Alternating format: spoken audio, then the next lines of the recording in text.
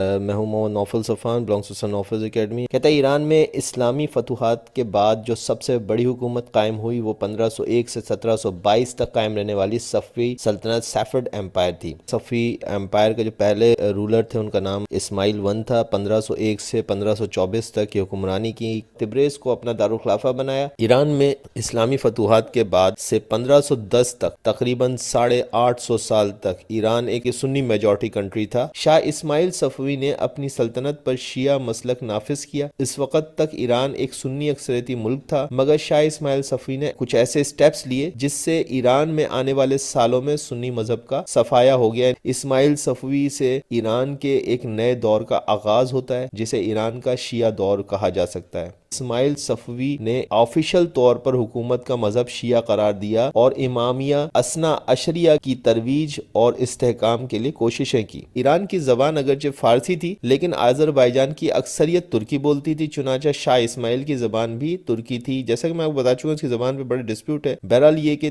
بائلنگول تھا۔ یہ اسماعیل صفوی ترکی زبان کا شاعر بھی تھا اور خطائی تخلص کر رکھتا تھا۔ شاہ اسماعیل ایک بزرگ شیخ اسحاق صفی الدین کی اولاد میں سے تھا۔ شیخ صفی الدین کے گھرانے کا لوگوں میں بڑا احترام تھا۔ شیخ صفی الدین اور ان کے بیٹے صدر الدین سنی عقائد رکھتے تھے، لیکن ان کے پوتے خواجہ علی نے شیعہ مذہب اختیار کر لیا۔ اسماعیل صفوی کی پیدائش 1487 عیسوی میں جارجیا کی مارتھا کے یہاں ہوئی۔ ان کے والد صوفی شیخ حیدر تھے۔ شیخ حیدر کے قتل کے بعد 7 سال کی عمر میں اسماعیل کو گیلان فرار ہونا پڑا، جہاں اس کی تعلیم و تربیت ہوئی۔ بعد میں 1499 میں اسماعیل دوبارہ اردبیل میں پلٹا اور اپنے مریدوں کو منظم کیا۔ اس نے آنکھ نیلووں کی کمزوری سے فائدہ اٹھاتے ہوئے تبریز شہر پر قبضہ کر لیا اور یوں اس کی حکومت کا قیام ہوا۔ شاہ اسماعیل صفوی جس وقت تخت پر بیٹھا اس کی عمر اپنے ہم عصر بابر کی طرح 13-14 سال کی تھی۔ اس کی جو فوج تھی وہ ٹرکش لوگوں پہ مشتمل تھی اور یہ ٹرکش فوج تھی اس کی وہ قزل باش کہلاتی تھی، یعنی کہ لال ٹوپی والے، جس میں 12 اماموں کی نسبت 12 کنگورے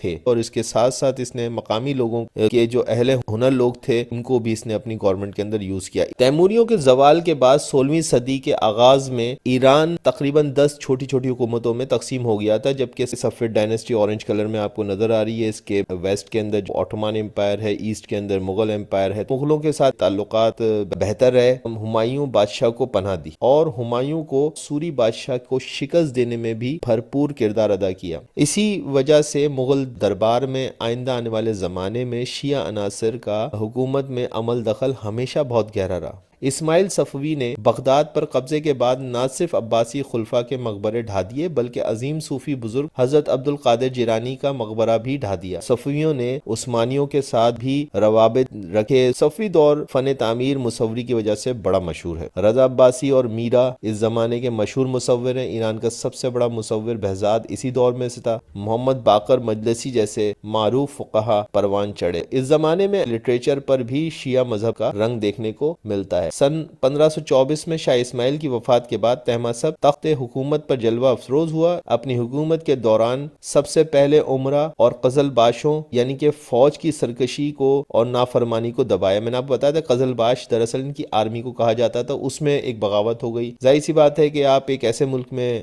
حکومت کر رہے ہیں جو کہ ایرانی اکثریتی ملک ہے اور جو فوج ہے وہ ساری کی ساری جو ہے وہ آپ کی جو ہے وہ اس وقت تک جو ہے وہ ٹرکش تھی، تو کچھ نہ کچھ تو یقیناً اس وقت جو ہے کنٹروورسیز ہوتی ہوں گی، اور ایک بادشاہ ہی جو ہے وہ کامیاب حکمران ہی اس کو کچل سکتا تھا، اور وہ اس نے اپنی ثابت کیا۔ تو جو ہے وہ اس وقت ہو کیا رہا تھا، سن لیجئے کہ جو ایرانیوں کے مقابلے میں زیادہ اختیارات کے جو قزل باش تھے وہ ایرانیوں کے مقابلے میں زیادہ اختیارات کی ڈیمانڈ کر رہے تھے۔ قزل باش یعنی ترک اور حکومتی امراء یعنی کہ جو آفیشلز تھے وہ ایرانی تھے۔ ان کے درمیان طہماسپ نے جو ہے وہ ایک نیا ردھم کریٹ کیا، نئی ایک ہارمنی کریٹ کی، اور اپنے 54 سالہ اقتدار کو جو ہے وہ آخری ایام تک جو ہے وہ بہت مستحکم اور اسٹرانگ رکھا۔ طہماسپ کے بعد اس کے بیٹے اسماعیل مرزا اور محمد خدا بندہ یکے بعد دیگرے یعنی کہ ایک کے بعد دوسرے نے جو ہے وہ صفوی حکمرانی سنبھالی۔ شاہ طہماسپ کی عثمانیوں کے ساتھ 20 سالہ جنگی دور میں پرتگالیوں نے کچھ مقدار میں بندوقیں اور جدید اسلحہ ایرانیوں کو دیا۔ اس دور کے بعد عیسائی مبلغین نے دوستانہ روابط کو برقرار رکھنے کی کوششیں شروع کیں۔ تحماسب کے بعد جیسے میں نے بتایا کہ اسماعیل مرزا اور پھر محمد خداداد جو ہیں وہ دونوں یکے بعد دیگرے بادشاہ بنے۔ ان کا جو دور ہے اس کے بارے میں کچھ سگنیفیکنٹلی ہسٹری کے اندر بہت زیادہ مینشن نہیں ہے جس کو میں یہاں پہ مینشن کروں۔ عباس اعظم جو اس کے بعد جو ان کا بیٹا جو بنا عباس اعظم، دور خاندان صفوی کا عہد گولڈن ایج کہلاتا ہے عباس اعظم کا دور۔ محمد خدا بندہ کے بعد جب وہ ایران کے تخت پر بیٹھا تو اس کی عمر صرف 17 سال تھی۔ شاہ عباس کے زمانے میں فنون لطیفہ نے، خاص طور پر فن و تعمیر اور فن مصوری نے بھی بہت ترقی کی۔ 1598 کے اندر عباس اعظم نے دارالحکومت اصفہان کو بنایا اور اس کو بڑی ترقی دی، وہاں شاندار عمارتیں قائم کی گئیں۔ اس وقت ایران کے شمال مغربی حصوں پر عثمانی ترک قابض ہو چکے تھے، یعنی کہ اوٹومان امپائر نے جو ہے وہ اس کے جو ناردرن ایریاز ہیں ان پہ جو ہے وہ قبضہ کر لیا تھا، اور ایسٹ کے اندر جو ہے ایسٹرن پروونس جو خراسان ہے اس کے اندر جو ہے وہ ازبکوں نے قبضہ کر لیا تھا۔ اندرون ملک بھی بے امنی تھی، صوبوں کے عمرہ سرکشی اختیار کیے ہوئے تھے۔ ان سب مسائل پر عباس اعظم نے بخوبی قابو کر لیا، تو یہ اس کی کامیابی تھی۔ یوں شاہ عباس اعظم ایک کامیاب اور سمجھدار حکمران کے طور پر ابھرا۔ اعظم اس کا لقب تھا، جو اس کو عام طور پہ ایکسپرٹس کہتے ہیں کہ اس کو زیب نہیں دیتا تھا، کیونکہ وہ انتہائی ظالم اور شکی مزاج آدمی تھا۔ اس نے یہاں تک کیا کہ اس نے اپنے بیٹوں میں سے ایک بیٹے کو جو ہے وہ قتل کروا دیا، دو بیٹے تھے ان کو اندھا کروا دیا، صرف اس وجہ سے کہ اس کو شک تھا کہ یہ بغاوت کر رہے ہیں، کوئی سازش کر رہے ہیں۔ مورخین نے لکھا ہے کہ اس کے دور میں 500 جلاد لوگوں کو قتل کرنے کے لیے ہر وقت تیار رکھا جاتا تھا، اور بدترین مستبد حکمران تھا یہ۔ اور اس لحاظ سے مقصد اس کی یہ ایک جو ہے وہ نیگیٹیوٹی تاریخ کے اندر موجود ہے۔ حکمران جو ہوتا ہے اس کی پازیٹیو اور نیگیٹیو ہر چیز کو ہی کرٹیسائز کیا جاتا ہے۔ بہرحال ہم یہاں پہ جو ہے وہ کسی کو برا یا اچھا کہنے کے لیے نہیں ہے، ہم سارے کے سارے اس کے جو ریٹن ہے اس ہسٹری کے اندر ہم اس کو دیکھ رہے ہیں۔ اور میں آپ کو ایک اور بات بتاؤں کہ میں نے اس پریزنٹیشن کو بنانے کے لیے بھی جو ہے وہ ایک موجودہ جو فورن منسٹر ہیں ایران کے، انہی کی بک کو جو ہے وہ زیادہ کنسلٹ کیا ہے۔ سن 1602 عیسوی میں عین اس وقت جب عثمانی ترک آسٹریا سے جنگ میں مصروف تھے، صفوی افواج نے حملہ کر کے تبریز، شروان اور بغداد کے علاقوں پر کامیابی سے قبضہ کر لیا۔ یوں اس نے دیکھیں کہ کتنی تیزی سے اپنے جو ہے وہ جو علاقے تھے تبریز، شروان اور بغداد کو واپس سے چھڑوا لیا۔ تبریز ظاہر سی بات ان کا مین سٹی تھا، اگر وہ کسی اور کے قبضے میں تھا تو آپ سوچ سکتے ہیں کہ یہ کتنا بڑا کارنامہ تھا۔ تبریز ان کا دارالخلافہ رہا تھا۔ ٹھیک ہے جی، عباس اعظم ہی کے دور میں انگریز ایسٹ انڈیا کمپنی کے ذریعے سے آہستہ آہستہ ایرانی بازاروں میں داخل ہوئے۔ وہ ایران میں کپڑا لائے، انہوں نے شیراز، اصفہان میں تجارت خانے قائم کیے اور شاہ عباس سے بہت سی سہولیتیں حاصل کریں۔ شاہ عباس انگریزوں کی نیول فورس کو پرتگالیوں کے خلاف استعمال کرنا چاہتا تھا، اور بالآخر اس نے انگریزوں سے یہ مدد حاصل کر لی اور ہرمز کے علاقے کو پرتگالیوں کے چنگل سے آزاد بھی کروا لیا۔ شاہ عباس تجارت بالخصوص فورن ٹریڈ کو بہت اہمیت دیتا تھا۔ اس نے یورپی حکومتوں کے ساتھ تعلقات بڑھائے، یورپی ممالک میں اس کے سفیروں کی بڑی تعداد اس کے وسیع اقدامات کی عکاسی کرتی تھی۔ ان اقدامات کے نتیجوں میں کی بنا پر جان چارڈن، فرانسیسی ٹورسٹ ہے، اس نے ایران کو وزٹ کرتے ہوئے کہا تھا کہ اس عظیم بادشاہ کی وفات سے ایران کی رونق اور فلاح و بہبود ختم ہو گئی۔ شاہ صفی کا دور دیکھتے ہیں۔ عباس کے بعد صفی خاندان کے 4 حکمران ہوئے۔ عباس کا جانشین شاہ صفی 1629 سے 1641 تک نہایت ظالم اور سفاک تھا۔ اس کے عہد میں 1634 میں بغداد میں ترکوں نے اور 1638 میں قندھار پر دہلی کے مغلوں نے قبضہ کر لیا۔ اب دیکھیں یہ ڈکلائن ہو رہا ہے، یہاں پہ آپ دیکھ سکتے ہیں کہ بغداد جو ہے وہ ترکوں کے قبضے میں، اوٹومان امپائر کے قبضے میں چلا گیا، اور قندھار افغانستان کا جو مین صوبہ ہے وہ جو ہے وہ مغلز نے اس پہ کو کیپچر کر لیا۔ اگرچہ خراسان جو ایک اور بہت بڑا یہ پروونس ہے ایران کی تاریخ میں، خراسان جب بھی آپ لوگ ہسٹری پڑھیں خراسان کو بہت امپورٹنس دیں۔ عباسڈ ریولوشن کے اندر بھی خراسان کے صوبے کا بہت امپورٹنٹ رول ہے۔ بہرحال واپس ٹاپک پہ آتے ہیں، تو خراسان ازبکوں کے حملے سے جو ہے بچا لیا اس نے، شاہ صفی نے، خراسان پہ اس کی حکومت برقرار رہی۔ شاہ صفی کے دور میں ملک کے ڈیفنس انسٹیٹیوشن کو انتہائی نقصان اور زوال ہوا۔